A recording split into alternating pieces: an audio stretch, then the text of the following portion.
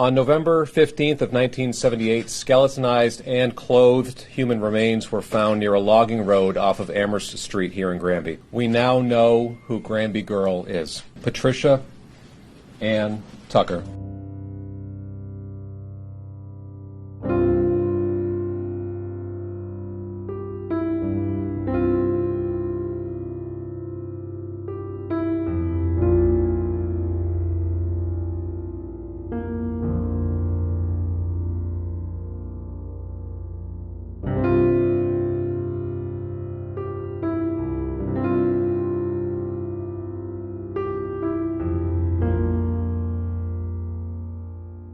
Welcome back to Missing. I am Tim, here today with Lance. Lance, how's it going today? I'm doing fantastic today, Tim, mostly because we have a couple of great guests on. One is a recurring guest who always brings information to the table that's useful to us. It's Lou Barry, former police chief, and he's joining us because the identity of a young woman who was previously unidentified for decades is finally known. But before we get to that, what I would like to know now is how you are. Thank you, Lance. I am doing great. Yeah, I am excited to introduce this conversation as well.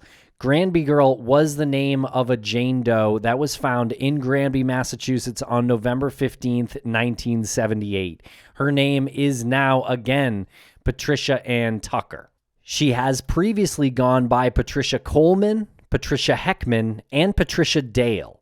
So, right off the top here, if anyone has known of Patricia Coleman, Heckman, Dale, or Tucker, please contact the Granby Police Department. They'd like to speak with you. In addition, Patricia was married at the time, which we're going to go into in this conversation, but she was married at the time of her disappearance to a man named Gerald Coleman. And if anyone's got any information about Gerald Coleman, the Granby Police would like to speak with you.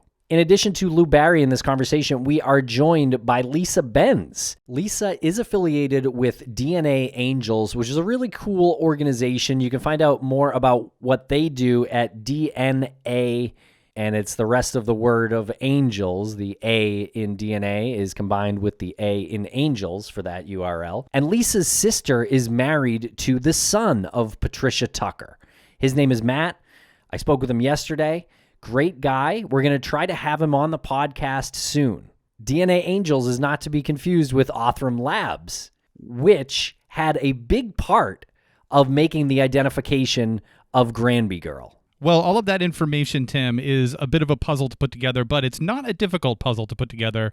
Once you hear this conversation, there are pieces of a puzzle that came together, unrelated or related, and Lou is related to the town of Granby because he was the police chief there for a while. He was not the police chief at the time of Patricia Tucker's murder. However, he did start there shortly thereafter. I think he says like 9 years after, but it's always been a staple in the heart of Granby. They've always looked at Granby Girl as this dark moment in their history that they finally get to put a right to. This is a result that's happened through multiple different avenues, like you said. DNAngels, Lisa, Lou, the Granby Police, Othram, family members, and finally this person who was previously known as Granby Girl, unknown, on her grave marker, will finally have a name.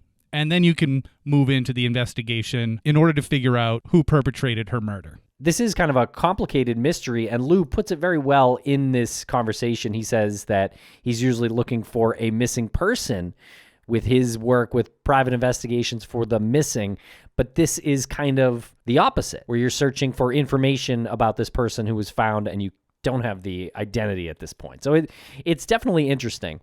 And I want to throw out this phone number. If anyone's got any information about Patricia Tucker, about Gerald Coleman, please call the Granby Police at 413-467-9222.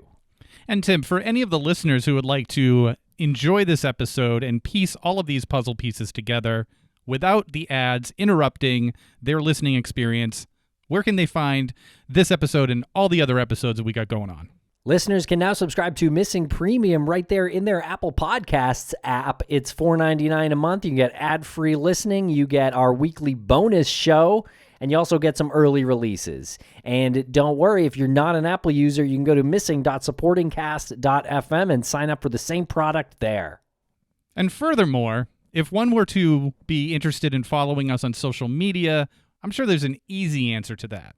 There is. You can follow us at Missing CSM. Thanks a lot for listening, everybody. We're going to take a quick break, and we'll be right back with Lou and Lisa. And we're going to play a quick clip from the March 5th, 2023 press conference. And First Assistant District Attorney for the Northwestern DA's office, Steve Gagney, speaks during this conference.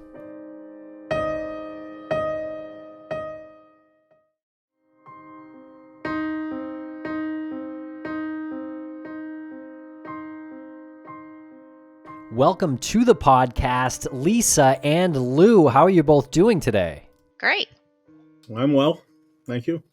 Oh, thank you for joining us. I don't know how many people need to be introduced to Lou, but Lou, if you could just give folks out there a refresher on who you are and what you do, and then Lisa, we can transition to you. But I personally love the fact that we get to have this conversation with you. It has like a hopeful quality to it.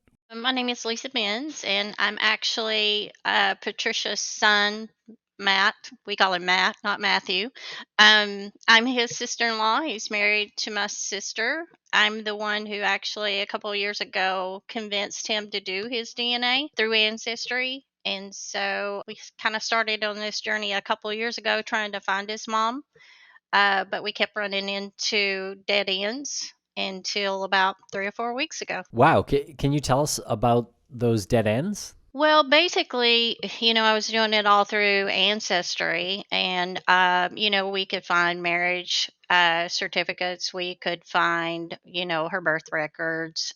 We could find some newspaper articles and stuff. But then it was just like all of a sudden there was no paper trail. It ended. We didn't have anywhere else to go. And Lou, can you tell us a little bit about your background? I was a police officer for 35 years. I was chief of police in Granby for 24 of those. Prior to that, I was down on the Cape for 11 years. And I moved up to Granby to accept the chief of police position here. And relative to this case, one of the first things I did was go through the files and look at, what we had for cold cases or old cases. I shouldn't necessarily say cold. And one of the most striking was that of what has been known or who has been known to be called Granby Girl, which was an unidentified deceased female subject of a homicide who had been found in a wooded area off one of our roads back in 1978. And there was no identification at all or identifiable features. I know you have a passion for cold cases. I guess I'd like to know what that was like for you entering that station and becoming chief when this case had happened in the past. Realistically, at the time, cold cases were not really something I was involved in at all.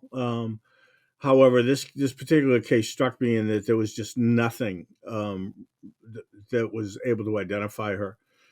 And perhaps this is part of the reason why I later, after my retirement, got involved in cold cases through private investigations for the missing, because of a case like this where knowing there's family members out there that just needed closure somehow. And we, off and on worked on the case, even though we really had very little to go on. The most identifiable thing was a shirt that was left at the scene with a design of a swan on it. And that was kind of the most recognizable thing that we had that we were hoping someday someone would identify. Of course, that was many years ago prior to DNA and all that, which is relatively recent innovation. But so, like I said, off and on, we looked at the case throughout the years, and it was never forgotten. I can tell you that, but we really had nothing to go on until they decided to do an exhumation back a year and a half or so ago, I think.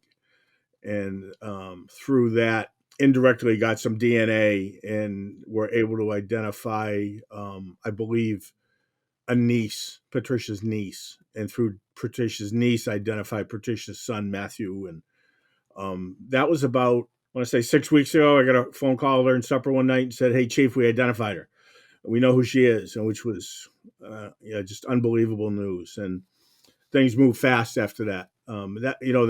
The scientific part is one part of the investigation, and then it was down to good old fashioned police work. And that I can't say enough about the efforts put forth by District Attorney Sullivan's office out of the Northwest District Attorney's office, the state police troopers led by Captain Cahill out of the detective unit there, and Granby's detectives, Detective White, Detective Carpenter, Chief O'Grady, certainly, and Lieutenant Pooler are all put in hours and hours now doing the paper trail to put all these pieces together and reach where we are today. I love the fact that you said it was the scientific method and then it was old-fashioned police work. And I love that those two things are being spoken about in the same sentence now, that the scientific method is meeting old-fashioned police work, working together 44 years later, and you have a solve that had nothing, had some, indications of like developments throughout the years, but all of a sudden everything's moving so fast because those two elements are coming together. And I really want to talk about all of that. But we talk about, surprising, Lou, we talk about you a lot on the show when you're not around in a really positive light. We always say that you're a lifelong law enforcement guy, police chief of Granby, but we never actually talk about Granby. Can you just tell our listeners what Granby's like, and then we can get into the investigation? Like, what was that like as a town back then, and how has it changed? Back when this incident happened in '78, I wasn't here. I moved up 9 years later, rather. The town was a rural farming type community for many, many years. And then back in the early 40s, Westover Air Force Base was constructed and led to a big influx of population of people from all over the country, Air Force related.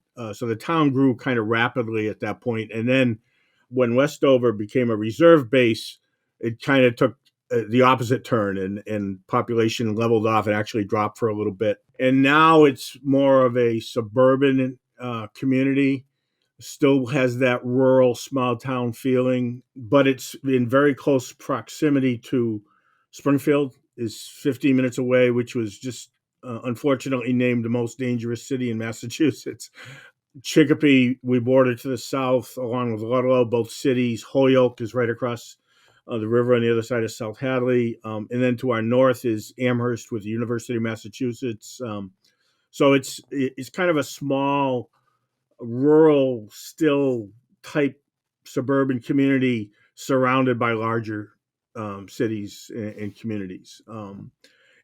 Going back to the late 70s, it was even more rural than it is now. And in the area that Patricia was ultimately found, at that point was undeveloped. It was just wooded area. Now there's houses there and everything. But like I said, it's still a small town. And I think that's evidenced by the interest in this case. The entire community is invested in Patricia. And I don't know how aware everyone is, but originally her grave was marked with a simple white cross. That was it. And one of our cemetery commissioners, a gentleman by the name of Tony Reagan, who was a fantastic citizen of our town, was a cemetery commissioner, and he took upon himself to decide, this isn't right. She needs a marker. He publicized the fact that, we're going to try and raise money. And I think a day later they had the funds. One businessman in particular who didn't want to be known wrote a check, and there's been a marker on her grave. Unfortunately, it said unknown up until now. Again, the type of community that it is, we've started a fundraiser to buy a new stone and put her name on that stone. And I can tell you right now, less than 30 hours afterwards, we are well on our way to reaching that goal. Fantastic. Lisa, I would like to know from you what it was like looking into Patricia's disappearance. Before she was identified, she was a missing person, and that was something that you were obviously aware of. So what did you go about, or how did you go about trying to work on Patricia's disappearance? Well, like I said, Matt did his DNA. So, of course, in Ancestry, you get to see the matches, of who he matches with. He did have some cousins on her side that he matched with. I started building out the tree. I'm just going to say this. We are a very close knit family. When he said, "Can you find my mom?" I just felt that sick feeling because he wanted to know so bad what happened to his mother. Being 5 years old and being left and never seeing your mother again, I'm sure that, he felt abandoned. He didn't understand why. Then he was being shuffled from one location to another. That curiosity has always been in the back of his mind. He's always, kind of talked about her. He has showed her the baby book and the things that she left for him. But it was just, this feeling of, I need to find her.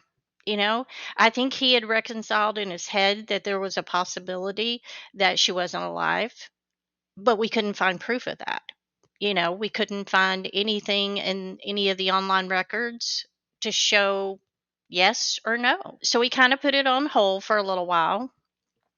And then I remember the day I got the phone call. He called me and he said, "Hey, I think we can stop looking for mom." And my heart fell. I was like, "Why?" And he's like, "Well, I got home from work today and there were two police officers that pulled up and talked to me and asked me to contact a detective in Massachusetts." And he said, "I think my mom's a Jane Doe." And I mean, just the hurt, you know, it was real. But I think this weekend, as he drove up there, I think reality started setting in more. And he FaceTimed me when he got to the grave. And I think that's when it hit him the hardest. What was it like when I understand he was left as a 5-year-old? Can you take us through that a little bit? And where was this? He's 5. If you have children of your own, I think of my little grandson that's 5 today. And I think about him and I think about, him being left somewhere. He would probably, just panic if he couldn't find his mother. I'm not going to try to put words in Matt's mouth of how he felt, but I can only imagine, abandonment. Where's my mom? Why is my mom not coming back for me? Why am I going to all these strange places and I don't know anyone? I'm sure that somewhere in the back of his mind, he was probably scared out of his mind. His father picked him up and, he's had to deal with this for a long time. I think he shut a lot of it off. And then, when he got that phone call, I think as he told me the day after, he said, "I didn't sleep a wink last night because every time I closed my eyes, it was just flashbacks." And, you know, I know people think, well, he's 5 years old. How can he remember this? But, if you think about it, when you go through something of this nature, your mind takes a snapshot. Because I can even tell you, being 8 years old, I remember my grandfather dying. And I remember, back then, parents didn't think about what kind of trauma this was going to, happen to a kid. But I can see in my mind the exact spot, the tree that hit him. I remember his glasses on the ground and I remember the blood. That is instilled in my mind. So I'm sure in Matt's mind, he has a lot of whatever happened that day or the day before. It's a memory and it's like a snapshot in his brain, and all of those memories are now coming forward. So he's having to, kind of process this all over again. The day of the press conference, I kind of use the analogy of he went into a room and a dump truck was dumped in his lap, because all of this information was, just coming at him. And only having a short period of time to process that and then walk into a room with, reporters and everything. I don't know how he held it together, but I commend him for that because I think I would have lost it. Do you know when Patricia was reported as being missing? Well, I can tell you that just from Matt, that his grandparents did report her missing. I believe they went to the FBI, but back then And that time, I don't know, was that, a high priority if an adult went missing? I don't know. I don't think things back then are the same as the way things are today when someone goes missing. I guess Lou can answer whether or not they actually have a paper trail or anything of that nature to show. We know that her husband at the time did not report her missing, which is rather telling in itself. My understanding, and again, I of course am not involved directly in the investigation, so I'm just picking up bits and pieces from the detectives in the DA's office and everything. But her parents did report her missing to the FBI a couple years later, I believe, in New Jersey. But this is way back before technology is what it is today, and it was very little, since we had very little at this end to go on, except clothing. Um, there's really a difficult matchup there, if you know what I mean. That was before DNA was put into CODIS, and NamUs was there, but through the years we tried to match up with NamUs missing persons that fit the description and the age and all that, but we're never able to make that connection. So I do know that right now they are working with the FBI to try and backtrack and find out, what was reported, what information they had, and et cetera. But I don't know exactly what that information is at this point. Well, you brought up the husband, so we might as well transition into this individual. Patricia has been revealed to be Patricia Tucker, but she went as Patricia Coleman at one time, I believe at the time of her murder, which leads us to Gerald Coleman, her husband, who you mentioned, who never reported her missing. Can you tell us a little bit about him? Sure. She had married Coleman sometime, I think it was in 1977, perhaps. They had actually purchased a home down in East Hampton, Connecticut. In August of 78, showed up in Chicopee, Mass., the town just south of us here. And if I have this correct, they were inquiring about perhaps renting an apartment and requested that Matt, who was 5 at the time, be left there for this woman by the name of Laura Holmes to babysit while they took care of some unfinished business. On August 10th, I believe they got a call from Patricia saying they had been delayed, but they were en route to pick up Matthew. And that's the last time that we are aware of that Patricia was ever heard from. So we're assuming that's right around when something tragic happened to her. She had dropped him off at the neighbor's place, and then they dropped him off with Holmes. Right. Yes. Right. Okay. And then she said she was going to go back. And she said she'd be back to get him. And she called and said, we got tied up, but we're coming. And that was the end of that. Gerald Coleman, who she was married to, then kind of dropped off the map until the 90s when he showed up in Westfield and was arrested on a rape charge. He subsequently went to prison and died in prison in 1996. And obviously, they're very, very interested in speaking to anyone who knew Patricia or Coleman during that time period, or at any point, actually, because they obviously like to track, what his whereabouts were, et cetera, et cetera. Right. And at different points, she was married to other men, and she went by Patricia Heckman and Patricia Dale as well.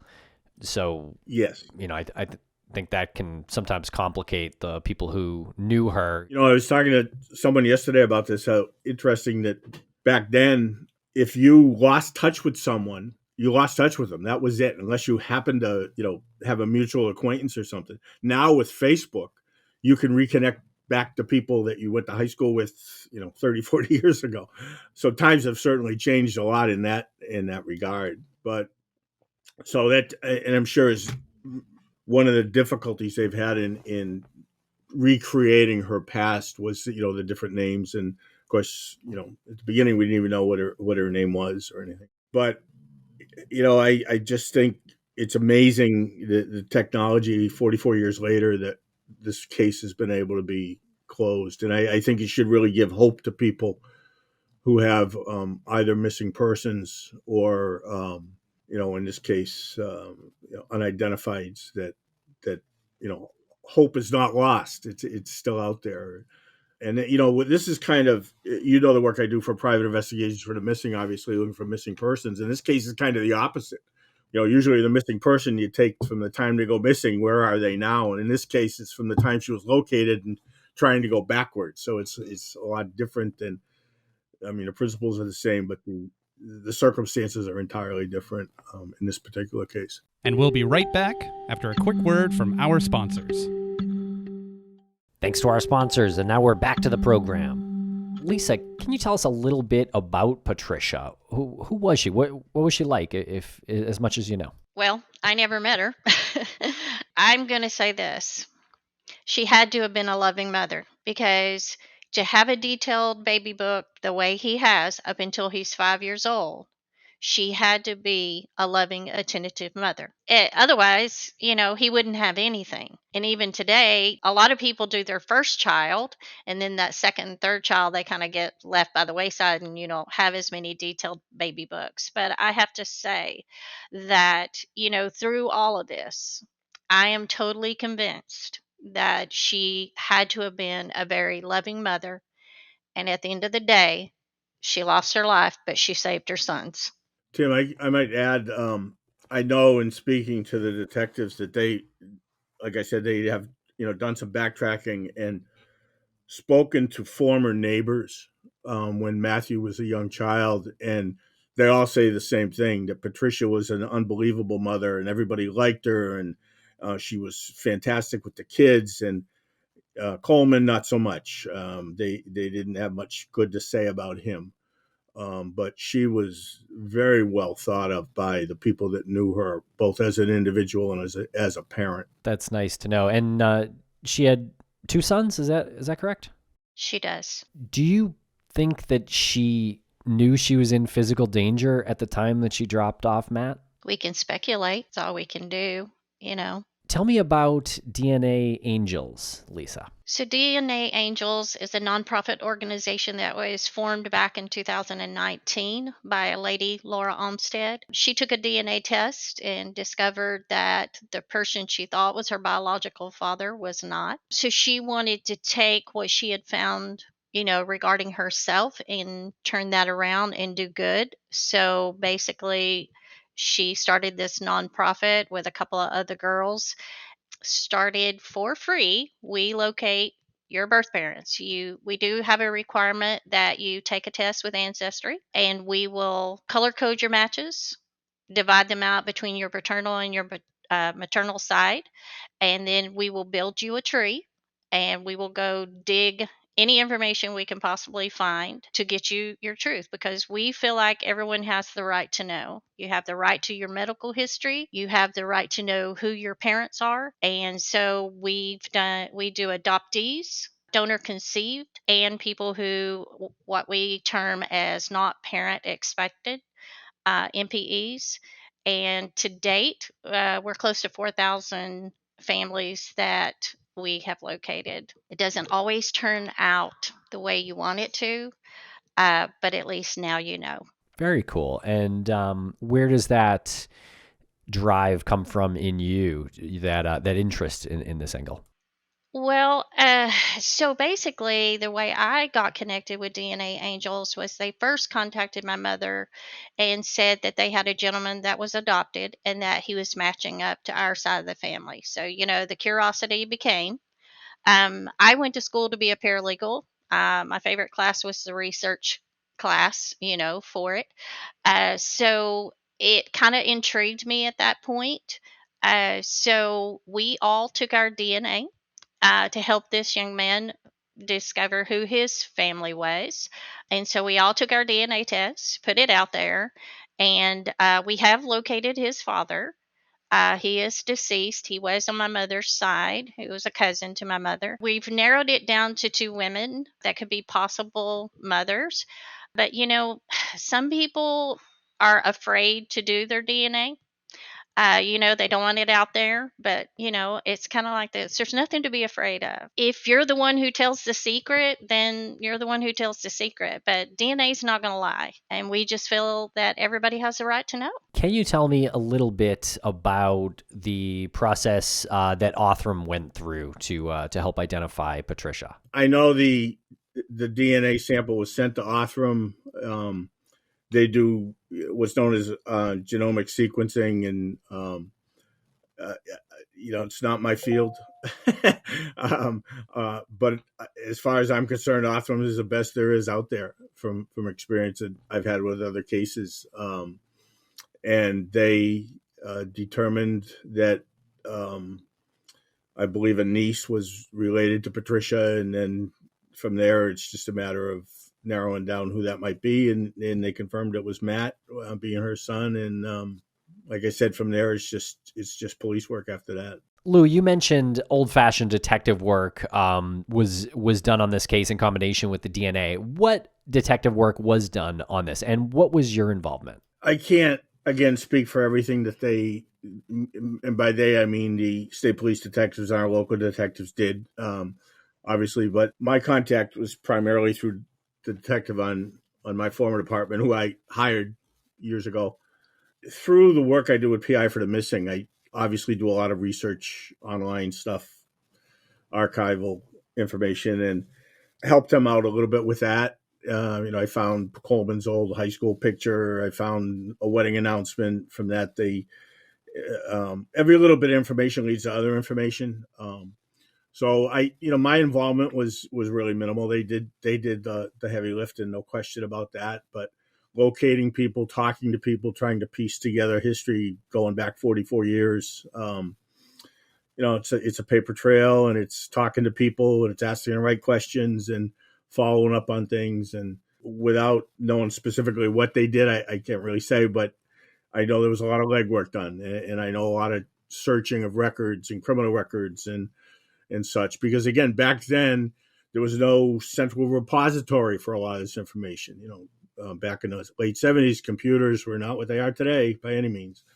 So a lot of this information isn't in a computer; it's in storage somewhere, if it still exists. So, simple things like trying to track down Laura Holmes. Who is she? Where does she live? What's her background?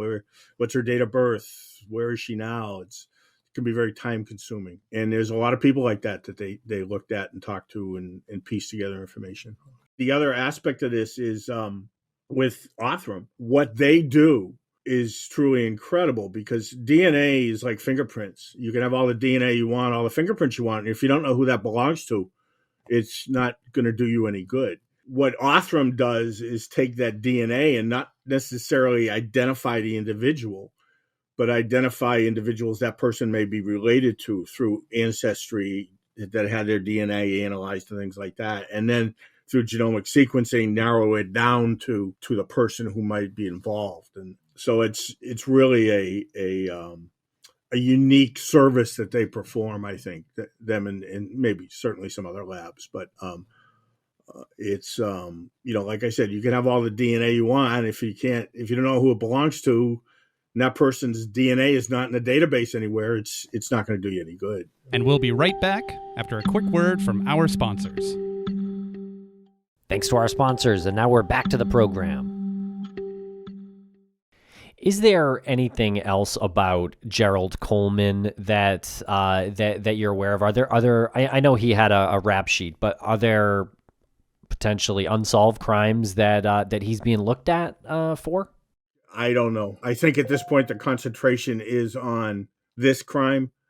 I'm certain that at some point will be seriously considered. However, at this point in time, I think the concern or the focus is on this particular incident, and from there, I'm sure they'll progress on to determining if he might be involved in other similar or different types of incidents. You'd mentioned that the headstone for Patricia says unknown. What's the future of that headstone? Actually, I talked to Matt about that yesterday, and he indicated that it would be okay to donate that to our historical society, because that's been a part of our history for the past 44 years. So with with a backstory, it might be something that future generations might be interested in. And I mean, it's not the type of memento I think that a family would want to hold on to anyway. So I think that's an appropriate disposition for it. Matt was on board with that, so I'm assuming the rest of the family is also. The good news is there's going to be a stone with her name on it. Right. And the family's working with an appropriate inscription as we speak to have put on that stone once we get the funds raised and make it purchased. And the plans are to have some type of a dedication ceremony at the convenience of the family when they can get up here, anyone who's interested. And Lisa, I'm curious about something with the work that you do with the DNAngels. When you started doing that, did you have a perception of how this would affect people and impact their lives when these questions were answered? And did that change the more you experienced it? I'm going to say when I started it, no idea. I tried to put myself in their shoes. But after working with DNAngels, and we have Facebook groups, and they're private for these individuals, to talk to, it is amazing to me that rejection is unbelievable. Abandonment, lies. It's just, yes. So my whole perspective of putting myself in someone's shoes now and trying to feel that hurt, it's hard. And, it's hard when you give someone their father's name or their mother's name and you give them the information to be able to contact these people. We do give people kind of like a script that they can use. We don't suggest that you call up and say, "Hey, I'm your daughter," or anything of that nature. We kind of, slowly move into that. It's hard when you get that, "Don't ever contact me again. I want nothing to do with you." So that is extremely hard. The grief process that they have to go through, they go through a process when they find out, and then they go through a process again when they're rejected. We have had some great success stories where, fathers and mothers have opened their arms and just thank God that they found each other and that, they had always hoped for that. But we do have some that they don't turn out that way. And it's sad because it's not the child's fault. The child didn't ask to be brought into this world. They didn't ask to be put up for adoption. They didn't ask to be rejected. But yet they're the ones who have to fight that battle. Coincidentally, within the past week, through a client, I had a very exactly what she's talking about, an adopted young man who didn't know either of his parents. And I was fortunately able to locate both his mother and his father within a week. They're not living together. They haven't seen each other since before the baby was born. But very difficult for all of them. The father's deceased, but his family's still there. Very difficult situation for both the son and the mother, trying to reconnect, I guess is the word. So at this point, I'm still acting as a go-between between the two of them. They don't know who the other one is at this point. So it's a tough situation. It's a very, very tough situation for the family members. I can sympathize with that. And is there anything else that either of you would like to say for the podcast? My message to families out there in situations like this is keep the faith. As long as somebody's looking and working on the case, there's still hope for it. So, just don't give up. Push the authorities to look into it. It can happen. And this is case in point, 44 years later. It's been hopefully been resolved. And I also say that if you have the opportunity to take a DNA test, take one. Ancestry has them on sale right now for $59. So, invest in that test. Take it. Put it out there to where law enforcement can look at your DNA and see that. There's If you don't want to do it on Ancestry, you can take your DNA from Ancestry and upload it to a couple of other sites. GEDmatch is another one. FTDNA is another one. So, put it out there, because if you're looking and you hide your DNA, if you've taken a DNA test, it's not going to do any good. They can't find it. They're not going to be able, to locate you. So, I encourage people to take a DNA test. I encourage them to, create a tree and make it public. Make these law officers' jobs a little bit easier in finding your missing relative.